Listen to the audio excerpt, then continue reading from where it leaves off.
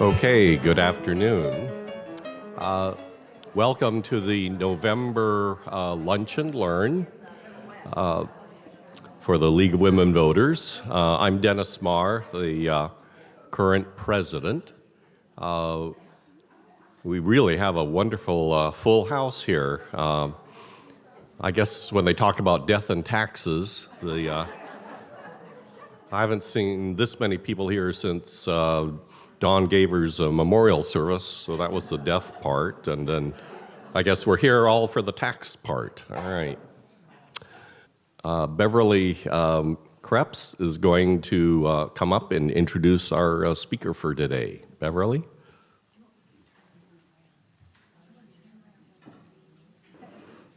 I'm a little shorter than the mic is, huh?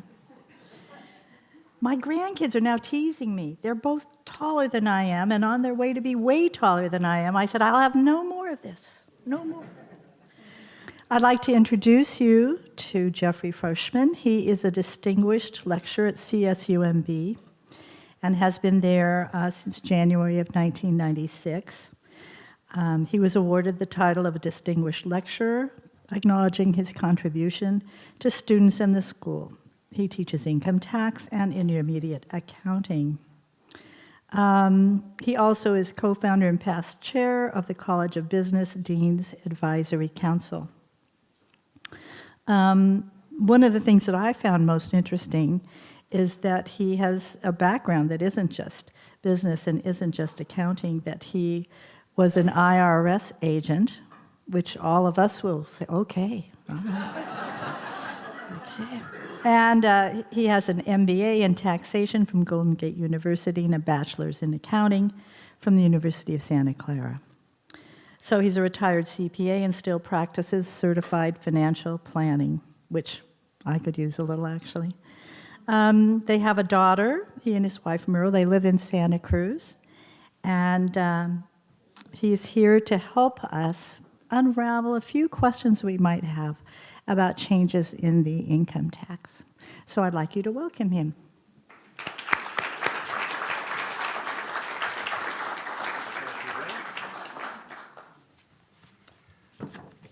Well, hello, everyone. Thank you for inviting me. Bev is going to be handing out to you a brief quiz that, oh, wait a second, wrong group. That was last night. Now what do I do? Oh, okay.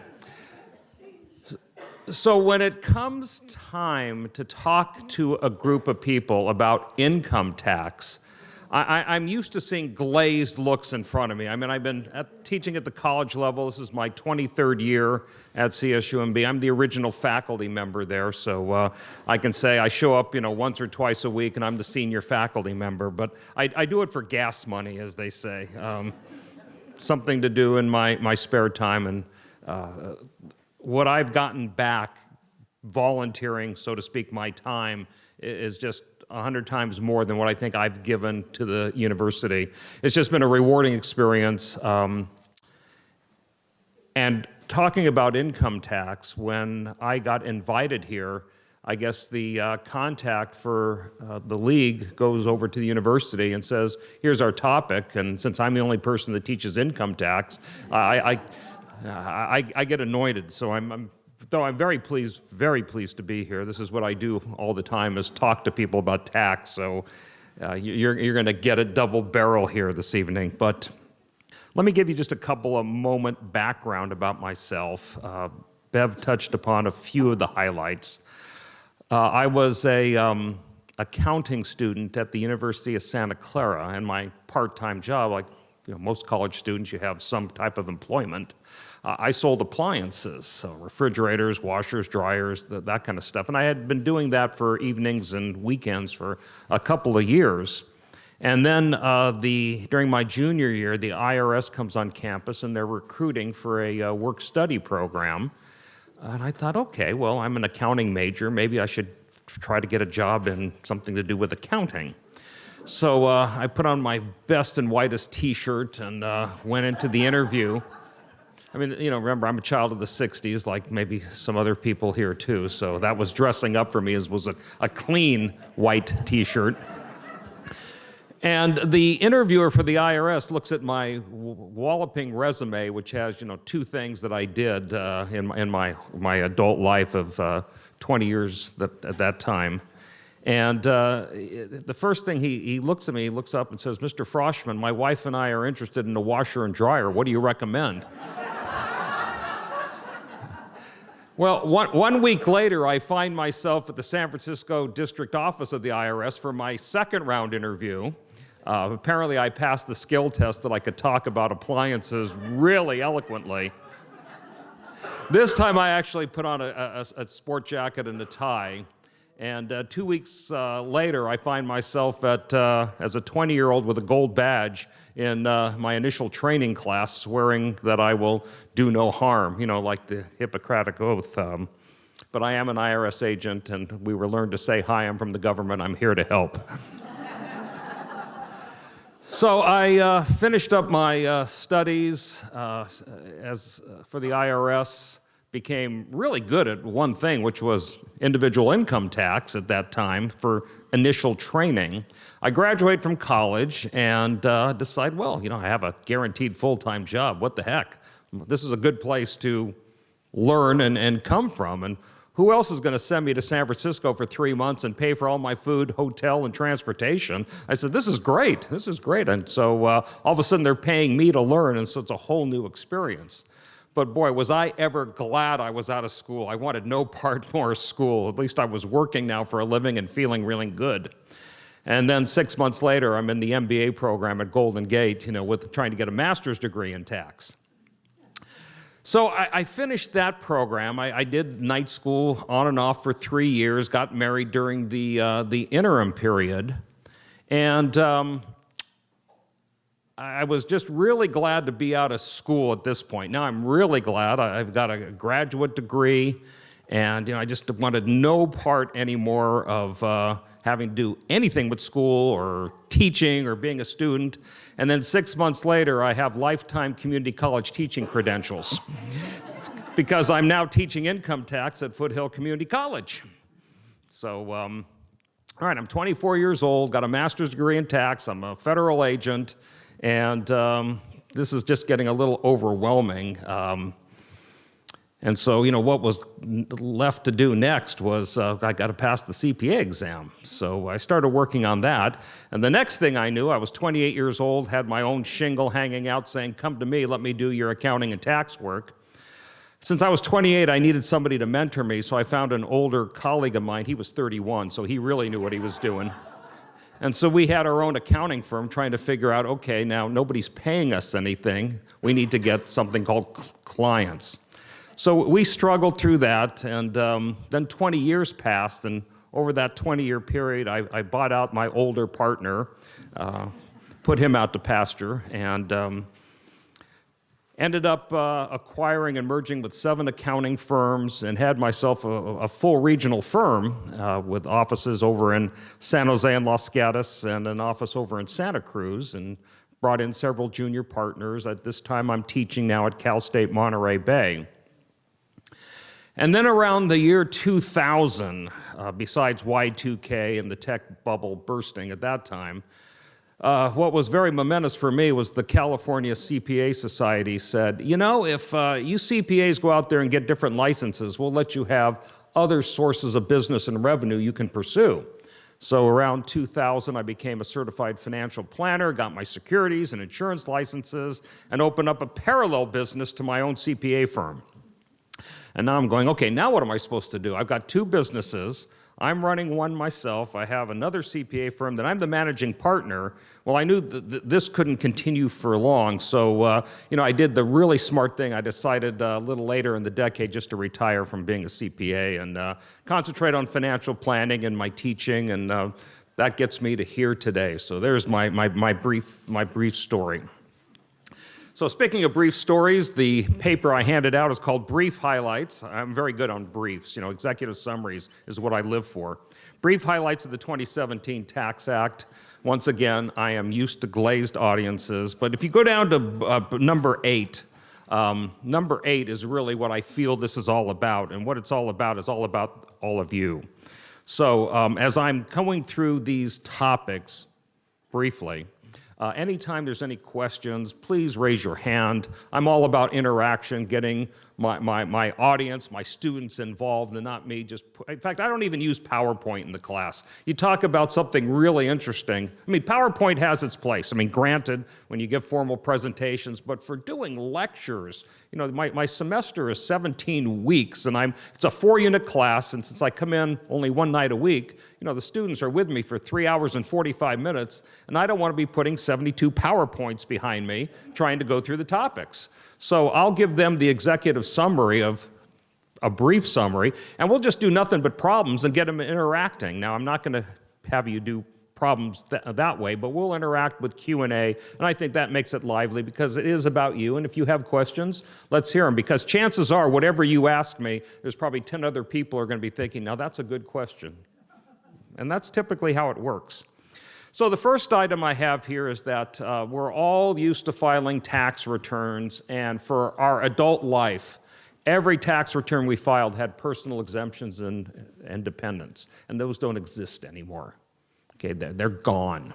So what has replaced those is a new, improved, bigger standard deduction.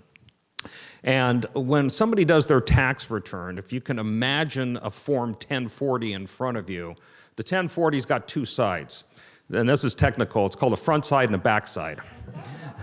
And on the back side, after you get to what's called your adjusted gross income, you can subtract out either a standard deduction or itemized deductions.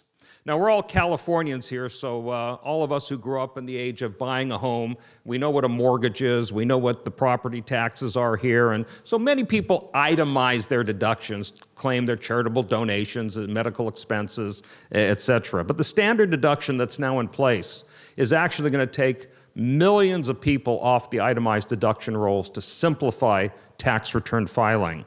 So the new standard deduction for a married couple is $24,000, and if you're 65 or over, you get another $1,300 per person, and if you're legally blind, you get another $1,300. If you're another marital status other than married filing jointly, it's a $12,000 standard deduction, and over 65 or blind is another $1,600 in addition to that. So that'll make tax filing quite simplified. Yes, first question. You said it's 1,600. That's more than the couple were getting at 13. The couple gets $1,300 per person, so $2,600. The single person or the head of household person would get $1,600 for them. Anyone ask a question? Okay. So Schedule B is going away? Schedule B is reporting interest and dividends, and that's income, so that ain't going anywhere. It's the Schedule A that's going away if you don't itemize anymore. Schedule A will still exist if you itemized, but if you take the standard deduction, you will not need Schedule A. But you can still use it. There's no prohibition from using it. If your itemized deductions are greater than your standard deduction, you're darn right you're going to use it, yes. Yes, you're legally responsible to pay the lowest amount of tax, not the most amount of tax, so you definitely can use it, yes. So with this increased standard deduction, there is an opportunity, and that's my second bullet point here. And for those of you who have to take from your retirement accounts, if you're 70 and a half years old or older, you have to take what's called a required minimum distribution. Because of the increased standard deduction, many people who are so inclined to give to their favorite charities may lose that deduction because the standard deduction kicks in, but that's not going to stop a person or a couple from donating to their favorite charitable organizations. So the deduction called the qualified charitable deduction, what that means is if you are a standard deduction person, and remember, if you're married filing jointly, taking the standard deduction, and you're over 65, it's $24,000 plus $1,300 plus $1,300, that's $26,600. If you're required to take that minimum distribution, if you have the distribution go directly from your retirement account directly to your charitable organization, it'll count as a distribution, your favorite charity will get that money, but you do not have to declare that as income. So it's a way you can have your cake and eat it too by taking the distribution, which you're forced to take. That's why it's called a required distribution. But instead, it can go to your charity, which you were inclined to do anyway. So if you're taking the standard deduction, this gives you the opportunity to fulfill your requirement per the law and to give to your favorite charity and not have to pay income tax on that distribution. And so now, questions. So 1, 2. My understanding is if you do that, you can't take the deduction for the charitable contribution. Is that correct? As an itemized deduction? Right, because you would take the standard deduction in lieu of. If you were able to itemize, then yeah, you'd have to do one or the other. Yes, yes. So this is a opportunity, if you fall into that, all the stars line up, that I can take standard deduction, I am charitably inclined, I must take a required minimum distribution, but now I can do all of that and not have to declare that distribution as income. Does it have to be the entire amount of the required minimum deduction, or can it be a portion of it? Well, part A of that answer, there's an A and a B part. Part A of that answer, it may be a portion. Part B of it is it can be more. You can do up to $100,000 per year, which for many people, that's more than their required distribution, and still have that privilege of donating, yet not declaring the income. So it can be a portion, though, to answer your question. 3, 4, yes? I thought that that particular case that you can flow your 401k or IRA, whatever IRA, into a charitable account. That has been in existence. This is not new. Correct. No, 401ks don't qualify for this, do they? The comment that was said up front is 401ks don't count for this, and so that's true. This is only for individual retirement accounts. But you are correct. This is not necessarily new. What is new is the fact that the opportunity is far greater now because the standard deduction has, in some cases, more than doubled. So there is less people that are going to be itemizing. So this is where it kind of raises its head and say, hey, I'm here, use me. I may be more applicable now. Let's see, we had another, yes. Yeah, so for clarity, let's say my RMD is $50,000. I can donate $30,000 to my favorite charity and then pay income tax on the remainder? That's correct. I was just going to say that one of the concerns of nonprofit agencies is because of the standard deduction, there'll be fewer and fewer contributions. And so nonprofits are really pushing this as a mechanism to continue to get charitable contributions. That's a great point, and I believe that's going to be amplified as this year passes and people realize, because it was around last November, December as well, and I mentioned it to a number of people that I work with, and the comment was, well, I've already got this in place, and it's going, oh man, that's laziness, because it would have had an effect, a positive effect on the income tax burden. So the answer was, well, I'll do it next year, which is now, and I think it just kind of picks up some steam as time goes on. The publicity, I believe, will become greater and greater. If you do the itemized deduction, not the standard, and you have both options. You can give outright to the charity, or you can go through your required minimum distribution. Would it be the same effect if you gave outright? Would you deduct it in the same way as used to be the case? There's an A and a B part to this answer. The A part is if you declared the minimum distribution as income and then turned around and gave that same amount to charity and you itemized, theoretically, there'd be no difference in your taxable income. However, anytime, remember the tax return, page 1 and page 2. Okay, now I'm on page 1. Page 1's got all that stuff about income. Anytime you raise your income, which means I'm going to declare the required minimum distribution, I'm also raising the last number on that first page, and that's called adjusted gross income. When you raise your adjusted gross income, you may, not will, but may trigger all sorts of other evil things to happen to your tax return. You get to a certain point, your income gets high enough, you start phasing out of other stuff. Phasing out means you lose deductions on the page 2 side of the 1040. And those are called stealth taxes. Shh. They're there, but they're not in your face, but they're there. It's like what I used to joke with clients when I was preparing tax returns. Please don't upset me because I will mess up your tax return and you'll never know it. This is what a stealth tax does. You're paying something and you're definitely paying it, but it's not in your face. You don't know it's there. So, but your answer to the Part A part is there may not be any effect to taxable income. So, sir. Do you have to make a payment to a charitable institution within the tax year 2018? Or can you wait till April?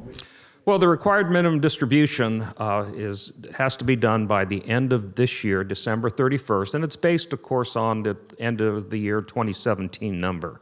And then you have that, what's called the applicable percentage, depending on how old you are.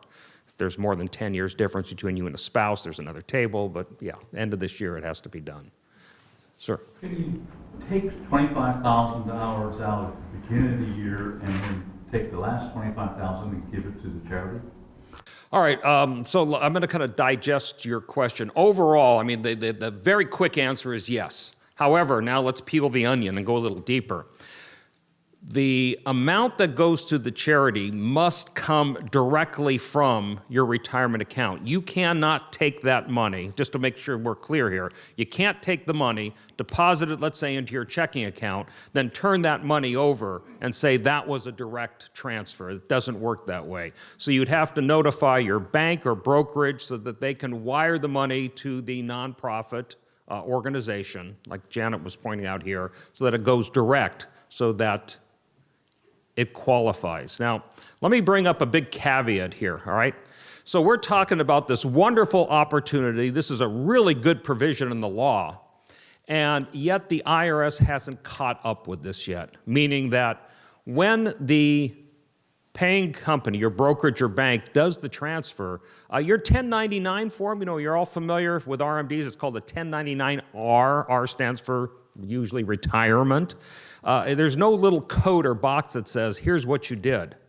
And all of a sudden we have this, oh my goodness moment, that this 1099 in my hand says I have to declare it as income, and I'm going to the back of this form saying, take my magnifying glass out, read the code. And there's no code that says this is a qualified charitable distribution. Now, I believe the IRS is going to change that, but that could be in 2027. It might not be for the 2018 year.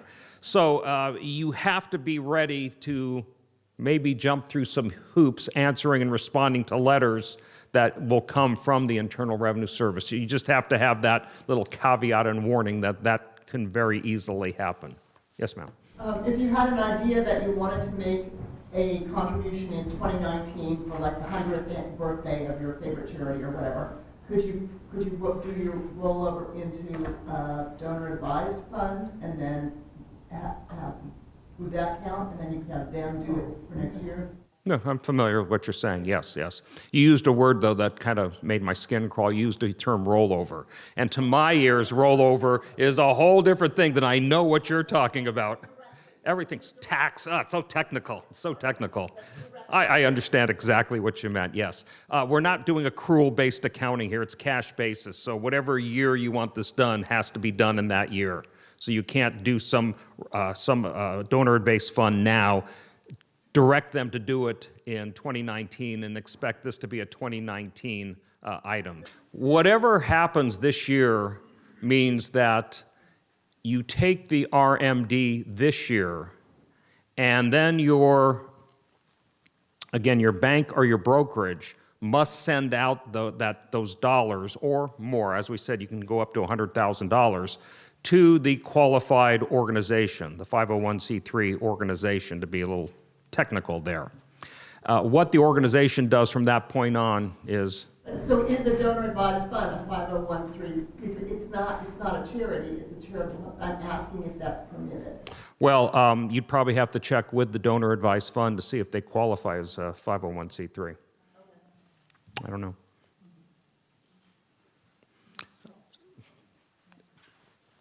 We met, didn't we, a couple of weeks ago? Did I meet you at on campus at an event? No. Okay, all right, all right. Because there was another person there that I could have sworn was you, asking also great questions. So. My understanding is that you cannot make your RMD to a donor advised fund. If you think that that's what it is, then I'm not going to say yes or no. I believe that's correct. Okay. You cannot do that. All right. I just want to say that I've been using this provision for the last 5 years, and the IRS has never asked me a question. Good. All right. Great. Of course, I've known some other stories too, but thank you for sharing that. Yeah, that's why it's a caveat that you may. Yeah, you may. I didn't want to put a hex on any individual or group here. That's for sure. One last question. Yes, ma'am. Yes, if you did itemize the deductions, could you do some out of your required minimum distribution and therefore have the income not counted, and some in the traditional way of giving directly to the charity and use it as a deduction? Of course. Absolutely. Yeah. Yeah. We just want to remind everybody that League of Women Voters Education Fund is a 501c3. And Professor Froshman should not be concerned about glazed eyes. This is a group that will sit in rapt attention to draft EIR. Now EIR has kind of glazed my mind, but I'll leave that to the councilman over here to help me through that. So I'm going to go on to topic number 3 now, the SALT limit, state and local taxes. So for us Californians, this one, for those who itemize, is one big owie, especially if you're still in the workforce. So what this does is it limits your deduction for the itemized deduction under taxes called state and local income taxes. What that consists of is the amount of state tax you pay to the California Franchise Tax Board or other states that you may be paying income tax to, and your real estate taxes. Before we had an unlimited number there, you can potentially deduct whatever you pay, but now that is capped at $10,000. So this will affect a number of people, and but it's real, and it brings up a whole new area of planning for some people because this has been a major deduction for them. I can start talking about stuff about alternative minimum tax, but I'm not. Question number 2? Just a statement, I just got my TurboTax, and the federal form for the cap and for mortgage is not yet available, which makes me believe that the federal government is kind of behind on this particular issue. Could you address, do you have any knowledge of that? I do. I guess you want me to answer that, though. Okay, because yes. I've seen all the draft forms, but what they have on it in big letters is DRAFT, draft. And they will, in my opinion, will be released either in December or January. The last time I read about IRS, they're not thinking there's going to be any delays on the filing season because of lack of forms. Why is it so complicated? Why is it so complicated? Hi, I'm from the government. I'm here to help. That got me in a lot of doors, as I was trying to explain why I was auditing their tax return and what my job was. To promote fairly the federal income tax law, not to necessarily collect more tax. Though if I didn't collect more tax, my supervisor would have some words in my ear. Home mortgage interest expense. So the old law was you could have a first and second residence and have what's called acquisition debt up to $1 million of mortgage. That's now just been reduced down to $750,000. So that'll have some impact as far as people trying to deduct their mortgage interest for mortgage balances of $750,000 or more. But the key thing here that will affect a lot of people who do refinances and pull out home equity loans, those home equity loan interest is no longer going to be deductible. So that's going to have some effect as well. A question? Is the deduction total for two houses, a primary and a secondary? And could you repeat the question? The question was, is this mortgage debt of $750,000 limited to a first and a second residence? In other words, a primary residence and a secondary residence, sometimes called vacation homes. And the answer is yes, it's a first and a second residence. Now, it's $750,000 aggregate. It's not $750,000 per resident. So, Well, the reason that's an important question is the impact on second homes, and that could affect Monterey County significantly because we have many, many second homes. yes, that could. Yes, ma'am. It says no more deduction for new home equity loans. Does that mean a home equity loan already in place? Oh, okay. Is there a grandfather provision, as it's called? Everything that has been done is allowed to remain. Okay, so you're fine. This is for somebody else today who wants to do a home equity loan. Yeah, yeah. So I guess an extreme example I had was a number of years ago when I had my practice. A newer client comes in and she gives me her 1098 form, which shows the amount of home mortgage she has. So I see this number, and let's say it was $24,000. And I had her tax return from last year, which showed no mortgage interest. And so her story was that she was a widow, and with her late husband's death benefit, she bought a house for $600,000 and paid cash. And then several years later, now comes the year that she's in my office, she decided, well, you know, I just wanted to buy the house, and so I just got a refinance on it, so I now have a $250,000 mortgage. So it's my first mortgage. Well, in the eyes of the tax law, that wasn't acquisition debt, that was refinance debt. So the old law said I could only take $100,000 of that $250,000, and only a portion of that interest was then deductible to her, which came as an absolute complete surprise because her own mental planning was that she had a mortgage interest deduction. So there's sometimes the devil's in the details in some of these provisions here. Number 5, no more miscellaneous itemized deductions subject to the 2% haircut. The 2% haircut is really a threshold. And so the old law was that if you had miscellaneous deductions, and you itemized, any miscellaneous deductions that exceeded 2% of your adjusted gross income were potentially deductible as a miscellaneous itemized deduction. Under our new law, it's gone away. There are no more miscellaneous itemized deductions, which means anything, if you itemized and had miscellaneous, the most common miscellaneous would be paying your CPA, paying your advisory fees on your brokerage accounts, paying union dues, second job expenses that weren't reimbursed by your employer. These are just some of the common stuff that would pop up, and they're all gone now. So there's no more of the 2% miscellaneous itemized deductions. So you might be thinking, well, are there just other miscellaneous itemized deductions? There's a 2%, what about regular? And yeah, there are.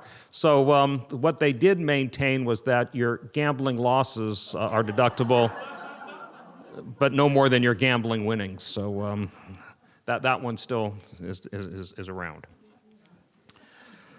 Now, number 6, if you happen to own your own business, number 6 is huge.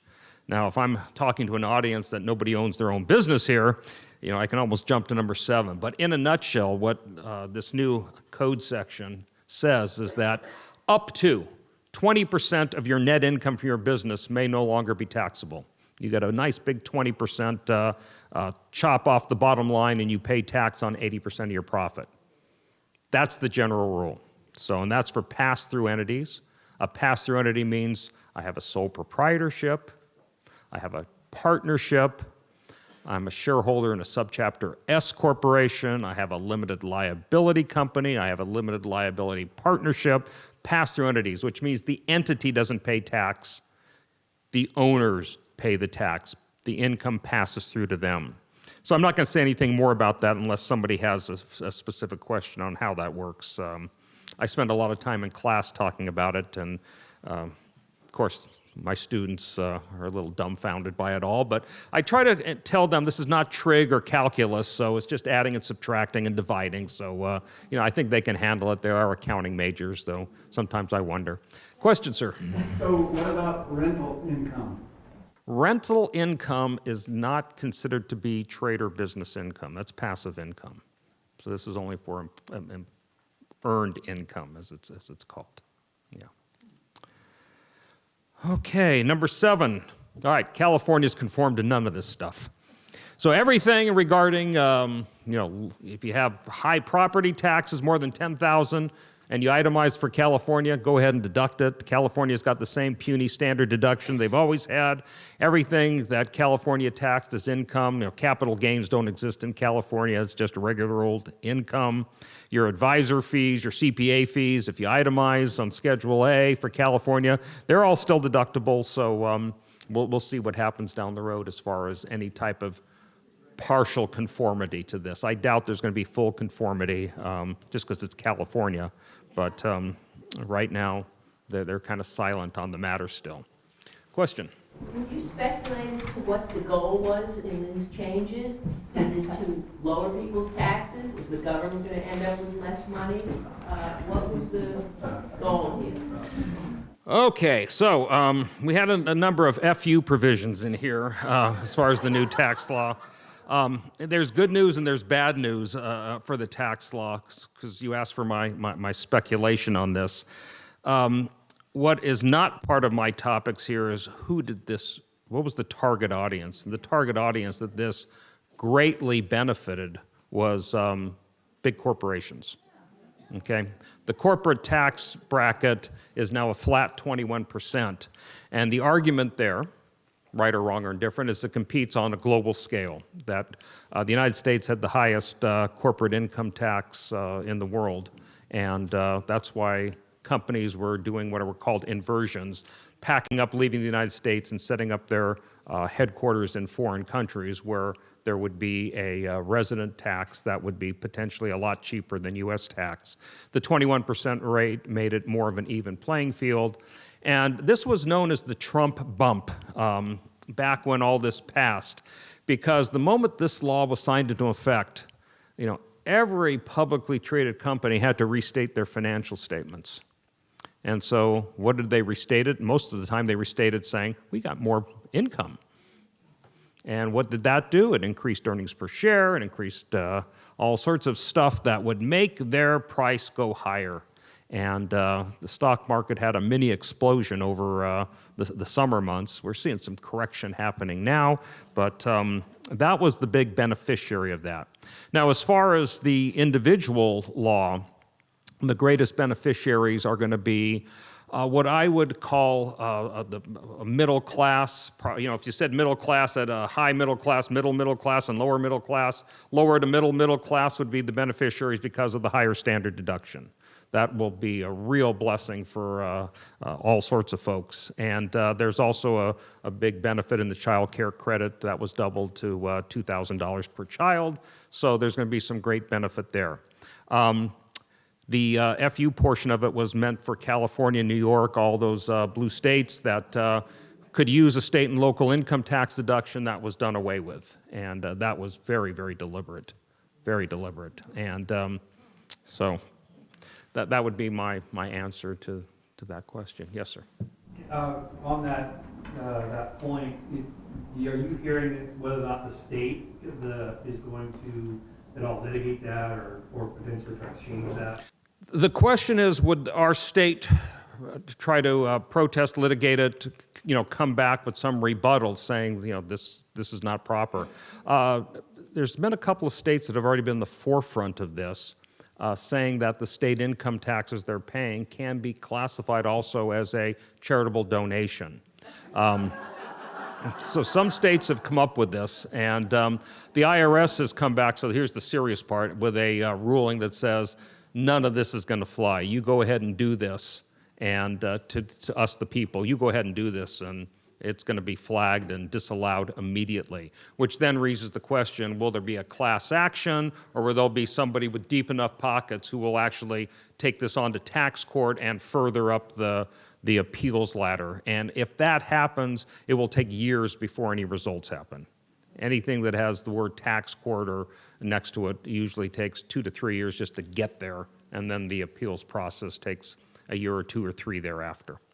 Like cases the Supreme Court will try this coming session in tax law, these are back that everything happened in 2001, 2002. So it takes a long time.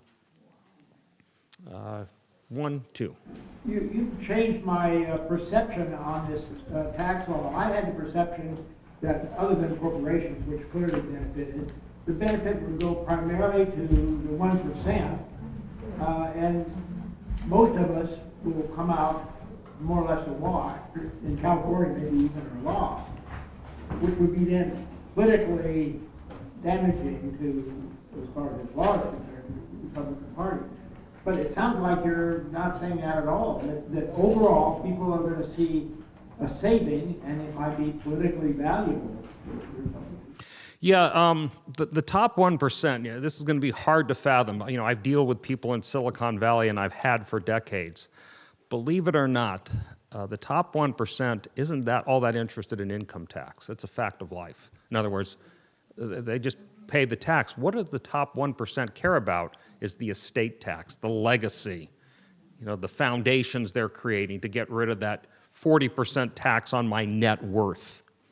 That's the stuff that the 1% really, truly cares about. So therefore, we have an estate benefit now that's approximately $11.2 million.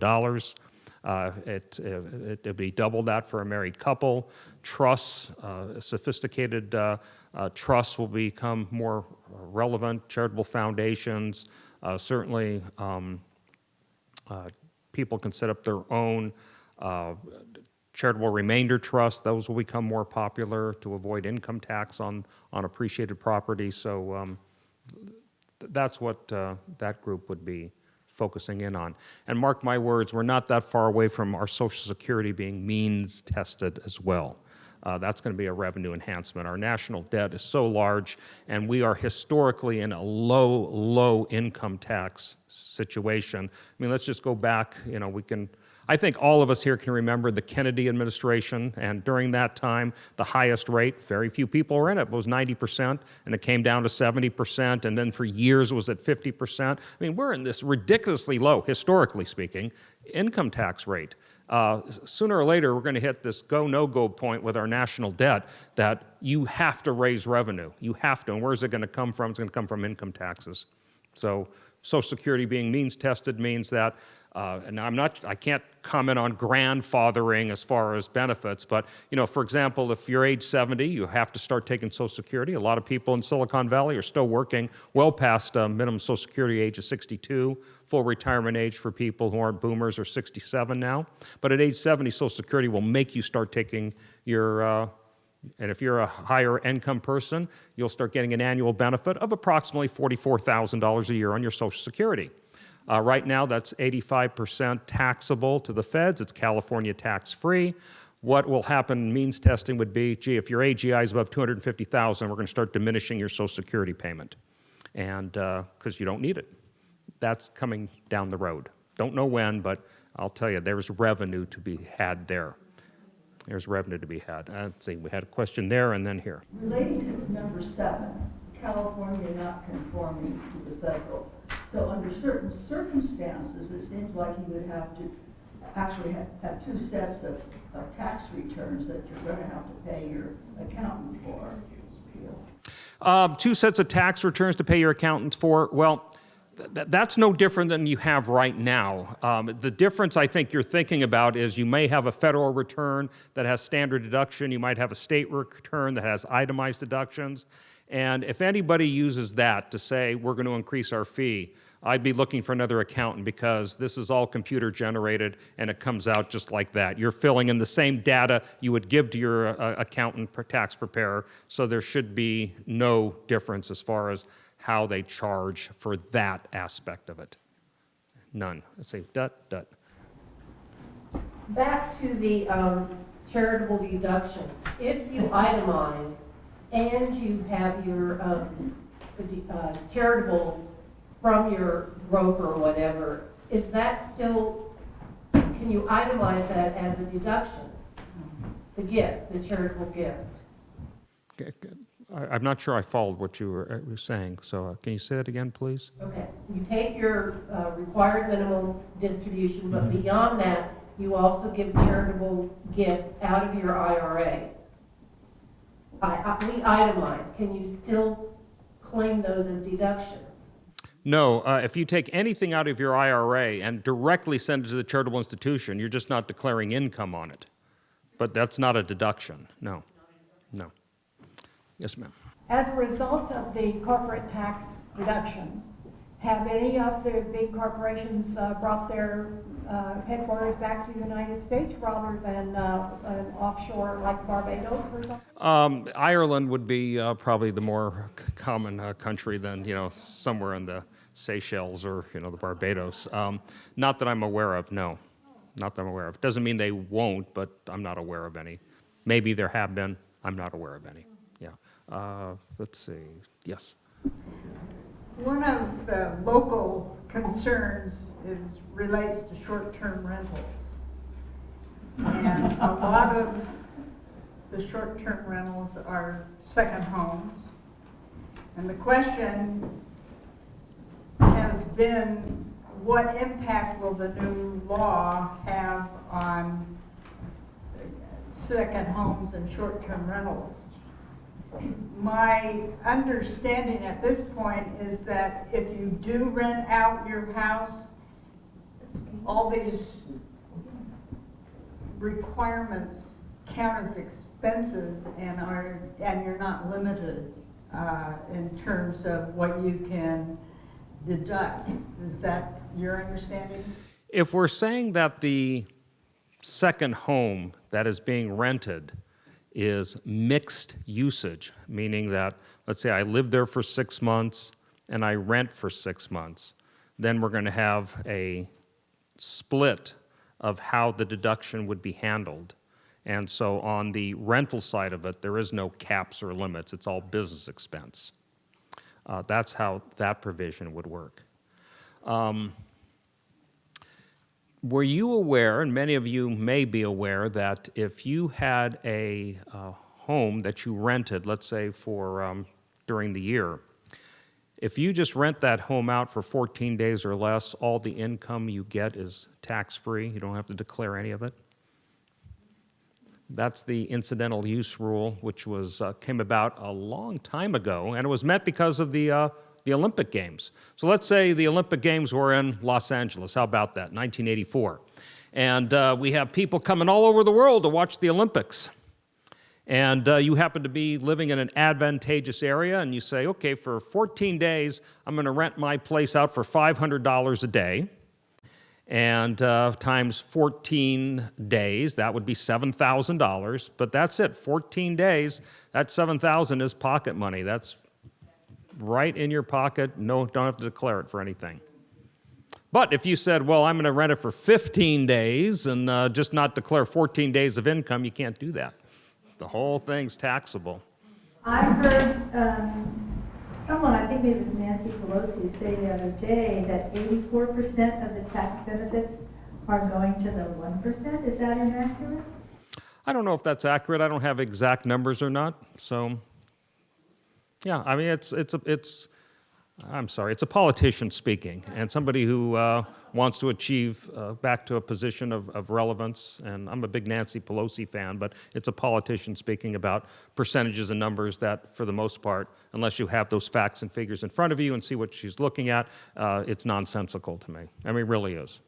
This isn't a question, but I would like to say that I expected this to be dry and hard to understand, and you have made it very enjoyable and easy to understand, so thank you. Thank you. Thank you. I'm out of here now, okay? Thank you all so much. I'll be sticking around a little bit. I don't have to head back to campus till about 2-ish, so thank you all for inviting me. Thank you very much.